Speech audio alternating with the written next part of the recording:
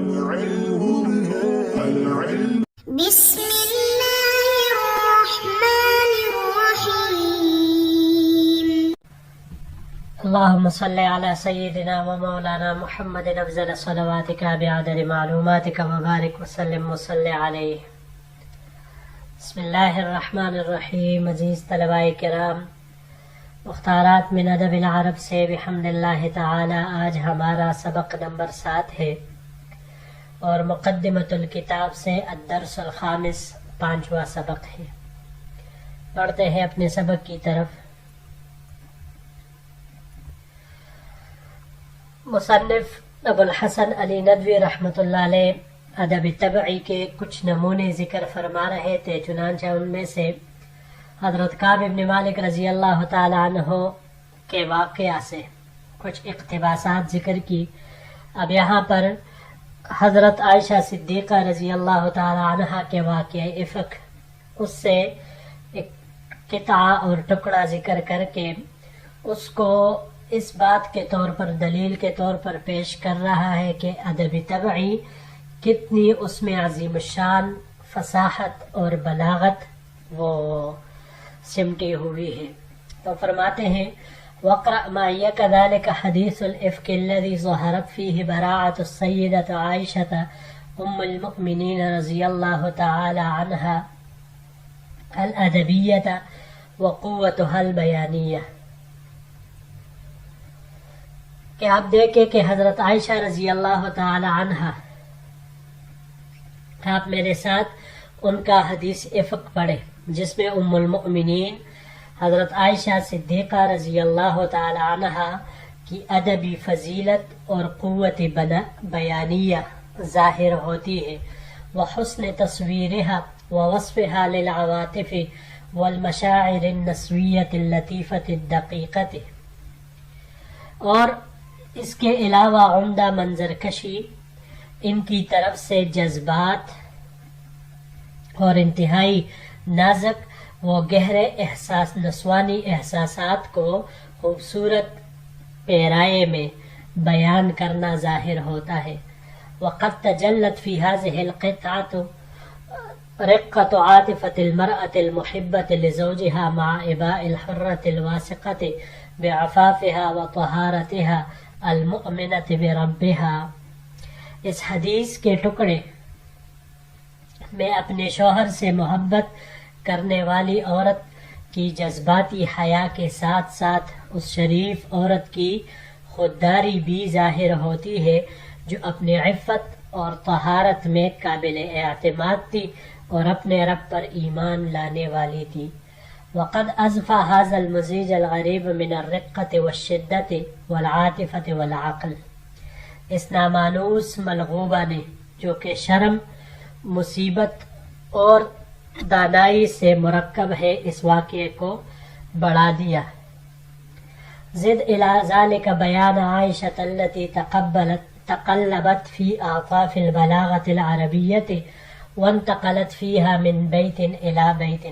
اس کے ساتھ آپ حضرت عائشہ رضی اللہ تعالی عنہ کا بیان بھی ملا لیجئے کہ جنہوں نے عربی بلاغت کے گوشوں میں کروٹیں لی اور بلاغت عربیہ کے ایک گھر سے دوسرے گھر میں منتقل ہوئی.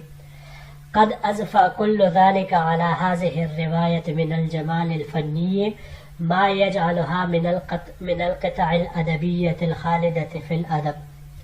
ان سب باتوں نے اس روایت میں مزید ایسی فنی خوبصورتی بڑھا دی جس نے اس روایت کو عربی ادب کے شہپاروں میں داخل کر دیا جو ہمیشہ عربی ادب کا حصہ رہیں گے. پہلا لفظ یہاں پر النسویہ، یہ اصل میں نسوتن تھا، نسبت یا کی اس میں لگائی گئی ہے تو نسویتن ہو گیا. اس کی جمع النسوت، نسوتن، النساء، النسوان وغیرہ یہ تمام آتی ہے، لیکن یہ تمام الفاظ مرأة کی جمع من غیر لفظ ہی ہے. اگلا لفظ ہے اباء، خوددار، ایبا. یہ باب افعال سے جب ہم اس کو لیں گے تو باب افعال سے اس کا مصدر ایباء آتا ہے. یہاں پر بھی یہ اسی سے استعمال ہوتا ہے خوددار بنانے کے. جیسے کہا جاتا ہے رجل اباء خوددار مرد. باب ضربہ اباء اور باب فتح سے اباءتن مصدر دونوں آتے ہیں ناپسند کرنے کے معنی میں. ازفا ازفا یہ باب نسوارہ سے ضفون مصدر اس کا آتا ہے کناروں سے بہنے کے معنی میں. اور اگر اس کو ہم باب افعال پر لے جائیں تو پھر اس کا مصدر اضفاء آئے گا پورا کرنے کے معنی میں. المزیج ملایا ہوا اس کو معنی یہی آتا ہے. یہ باب نسوارہ سے یہاں استعمال ہوا ہے مزجن یا مزاجن دونوں طرح کے مصدر اس کے ممکن ہے ملانے کے معنی میں آتے ہیں. اگر اس کو ہم باب تفعیل سے لے لیں تمزیجن تو کچھ حصہ دینا. اور اس کے علاوہ یہ باب مفاعلہ سے ممازجتن ممازجتن فخر میں مقابلہ کرنے کے معنی میں آتا ہے. اور تمازجن باب تفاعل سے یہ ملنے کے معنی میں آتا ہے. بڑھتے ہیں جی اگلے سلائیڈ کی طرف.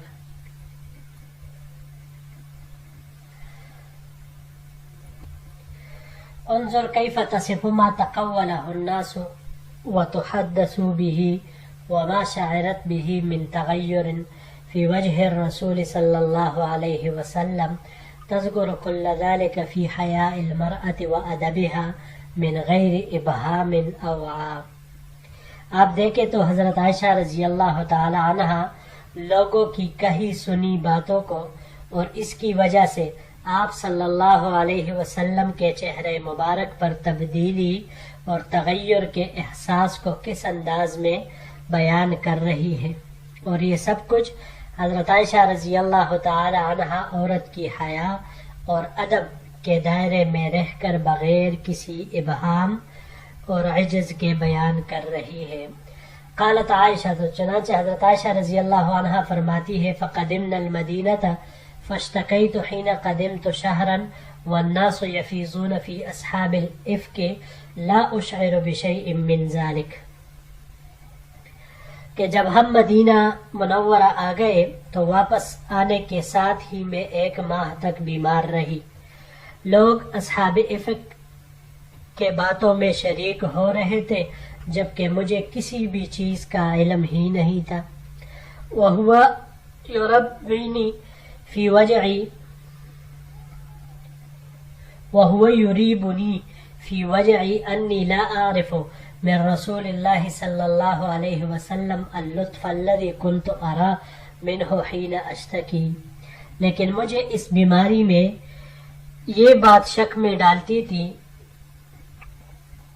کہ میں حضور صلی اللہ علیہ وسلم کا وہ لطف جو پہلی بیماریوں میں دیکھتی تھی وہ نظر نہیں آ رہا تھا، یعنی وہ مفقود تھا.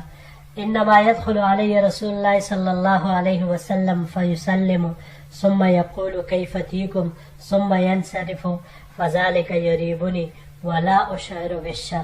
حضور صلی اللہ علیہ وسلم میرے پاس تشریف لاتے، مجھے سلام کرتے، پھر پوچھتے تمہارا کیا حال ہے، پھر واپس تشریف لے جاتے. تو یہی بات مجھے شک میں ڈال رہی تھی اور میں شر سے بے خبر تھی.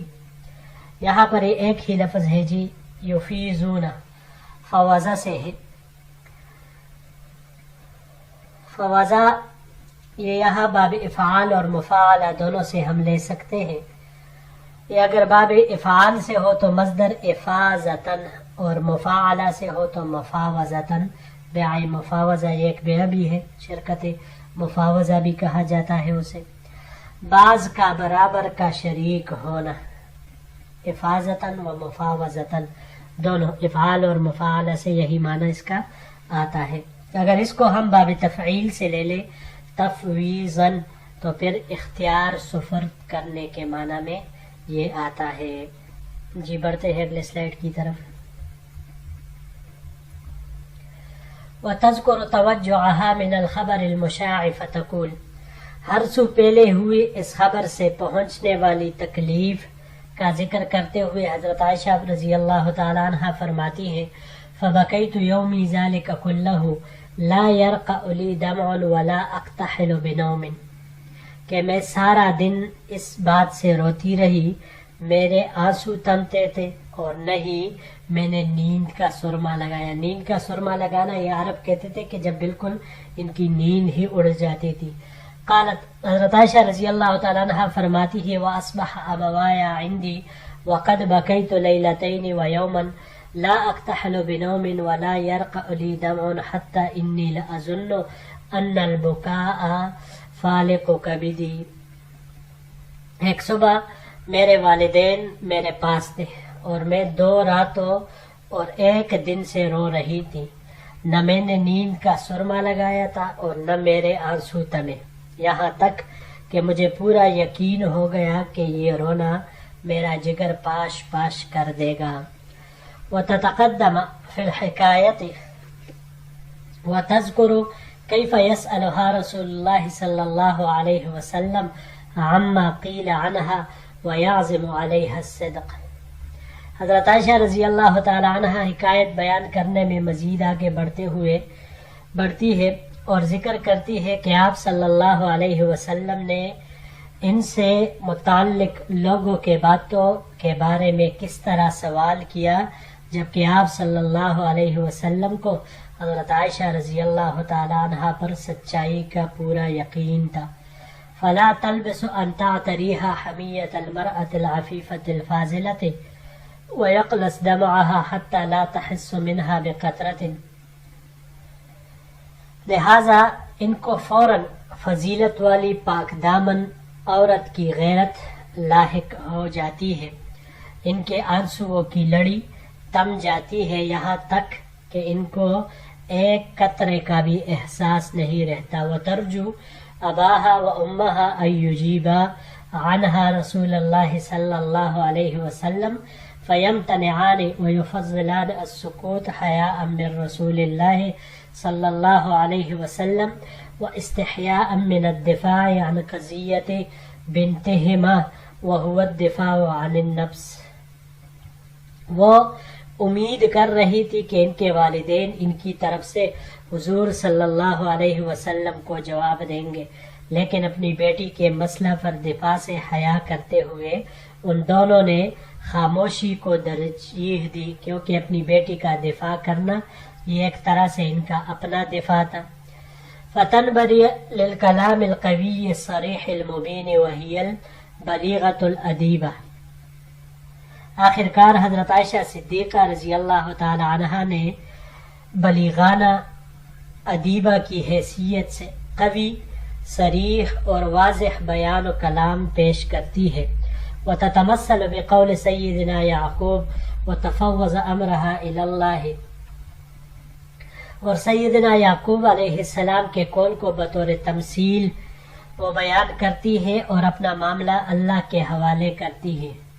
وتنزل براءتها من السماء فتطلب منها أمها أن تشكر رسول الله وتقوم إليه فتأبى، پھر آسمان سے ان کے براءت نازل ہوتی ہے تو ان کی والدہ ان سے مطالبہ کرتی ہے کہ کڑی ہو جائے اور حضور صلی اللہ علیہ وسلم کا شکریہ ادا کرے، تو وہ انکار کر دیتی ہے۔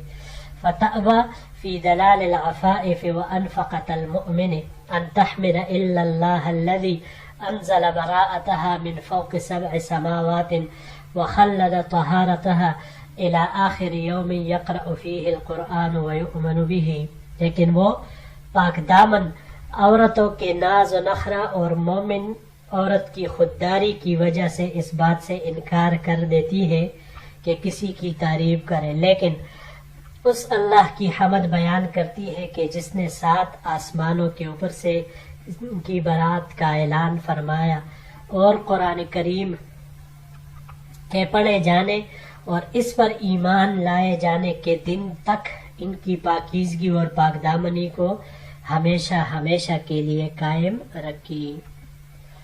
جی یہاں پر یہ چند الفاظ ہیں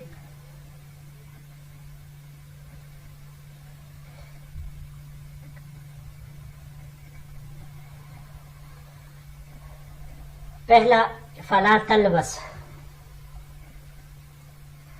لبسا سے ہے، لبسا یہ باب سمعہ سے، لبسن لبسن دونوں باب سمعہ سے استعمال ہو سکتے ہیں، تاخیر کرنے کے معنی میں، ٹھہرنے کے معنی میں آتا ہے۔ اگر اس کو ہم باب افعال سے لے لے، البس یلبس الباسن، تو یہ بھی ٹھہرانے کے معنی میں آتا ہے۔ باب تفاعل تفعیل سے، تلبیسن، یہ بھی اسی دونوں سے اسی معنی میں آتا ہے، ٹھہرنے ٹھہرانے کے معنی میں۔ اور باب استفعال سے استلباسن، سست پھانے کے معنی میں یہ آتا ہے۔ یقلص قلص، یہ باب ضربہ سے یہاں استعمال ہوا ہے، ضربہ سے اس کا مصدر قلوصن آ جائے تو ختم ہونے کے معنی میں یہ آتا ہے۔ باب سمعہ سے قلصن جیمت لانے کے معنی میں یہ آتا ہے، اور تفعیل سے تقلیصن سمیٹنا، اس معنی میں یہ آتا ہے۔ اس کے علاوہ یہ باب تفاعل سے تقلصن اکٹھا ہونے کے معنی میں آتا ہے۔